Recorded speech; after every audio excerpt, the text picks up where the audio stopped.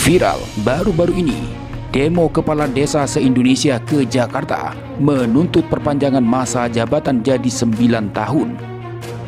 Bahkan dihebohkan lagi, ada ancaman oknum Kades bahwa parpol yang tidak mendukung tuntutannya akan dihabisi di desa pada tahun 2024 mendatang. Sehingga mendapat respon keras dan ancaman balik dari perwakilan masyarakat desa bahwa parpol yang mendukung tuntutan Kades, maka parpol akan dihabisi di 2024 di desa. Sementara itu, perpanjangan masa jabatan Kades dapat merusak demokrasi. Tidak hanya itu, potensi korupsi akan lebih subur dilakukan di desa.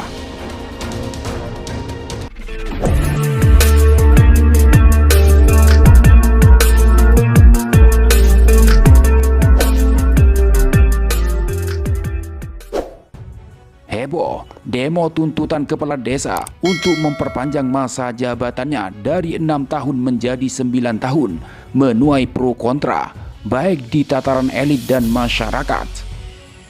Bahkan lebih hebohnya lagi, adanya ancaman dari oknum Kades pada parpol yang tidak mendukung tuntutannya akan dihabisi di 2024. Selamat tinggal Jakarta. 9 tahun. 9 tahun saya tunggu kabarmu, kalau enggak tak habisi 2024. Semangat. Semangat. Partai politik yang tidak mendukung kita habisi di desa. Oke. Setuju. Ora kok dukung tak habisi di desaku. Iya. Di desane Riko kabeh. Nggih, nggih Pak Lurah. Hidup Pak Lurah. Namun, tentunya masyarakat tidak tinggal diam dan balik menyampaikan ancaman serupa, yaitu bahwa parpol yang mendukung tuntutan jabatan 9 tahun kepala desa akan dihabisi juga di 2024. Hai para oknum-oknum Kades yang kemarin mengancam akan menghancurkan parpol-parpol jika tidak sejalan denganmu, tidak mendukungmu dalam 9 tahun.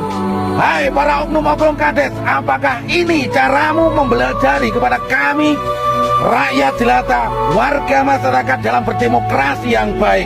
Dan apakah sebuah demokrasi itu diperbolehkan sebuah ancaman? Jika boleh, kami, saya, dari orang yang duduk paling bawah di negeri ini, warga masyarakat rakyat jelata juga mengancam para parpol-parpol yang ada yang mendukung 9 tahun akan menghancurkan sehancur-hancurnya di 2024. Salam Bapak dari kami, dari saya, rakyat jelata. Sementara itu, sebelumnya Ketua KPK Firly Bahuri merasa prihatin dengan situasi di desa. Pasalnya, sudah sebanyak 686 Kades dan perangkatnya terjerat kasus korupsi. Sebagaimana dikutip dari Kompas.com. Pengakuan senada juga pernah disampaikan oleh Presiden Joko Widodo bahwa kurang lebih ada 900 Kades yang tertangkap karena dana desa. Sehingga Presiden meminta masyarakat untuk mengawasinya.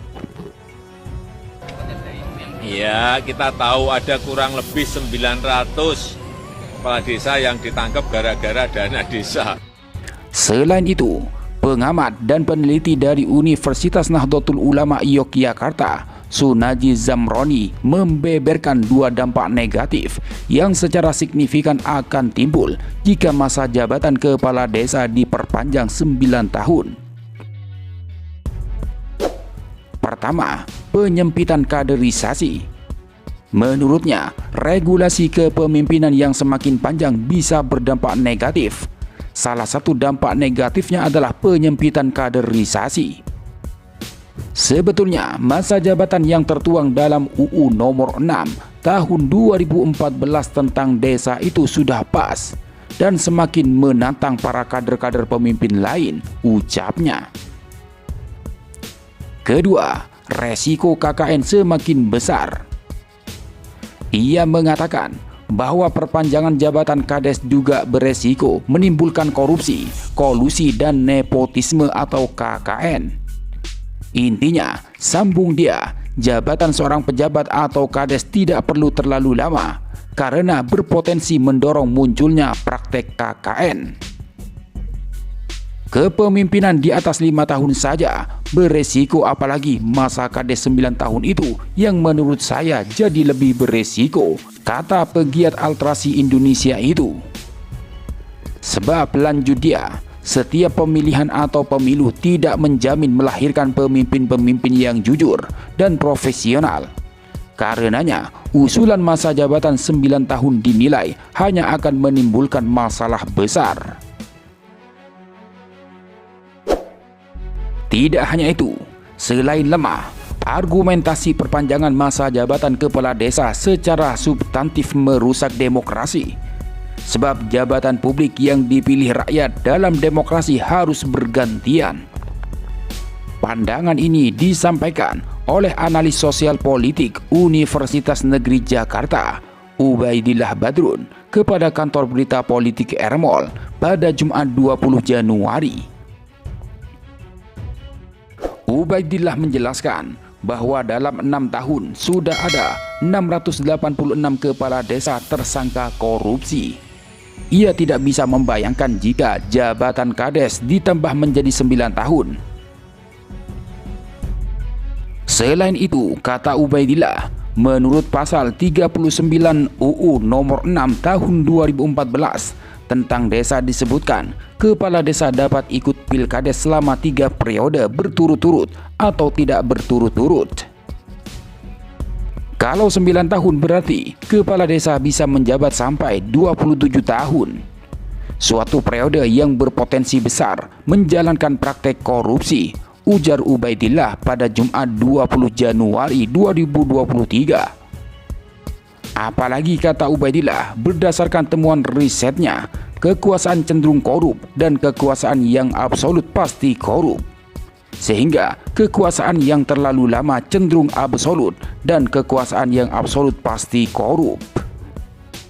Ubaidillah menilai usulan perpanjangan periode menjadi 9 tahun merupakan ide yang bertentangan dengan demokrasi. Demokrasi menolak keras kekuasaan yang absolut dan kekuasaan yang tidak dipergilirkan melalui partisipasi rakyat. Dalam pandangan Ubaidillah, jika politisi PDI Perjuangan seperti Budiman Sujatmiko yang ingin jabatannya menjadi 9 tahun bisa dikatakan jadi tanda merusak demokrasi. Jangan-jangan ada benarnya kalau usulan perpanjangan periode kepala desa itu cara Jokowi untuk juga memperlancar upaya perpanjang periode kekuasaannya. Ini tanda bahaya demokrasi, pungkas Ubaidillah.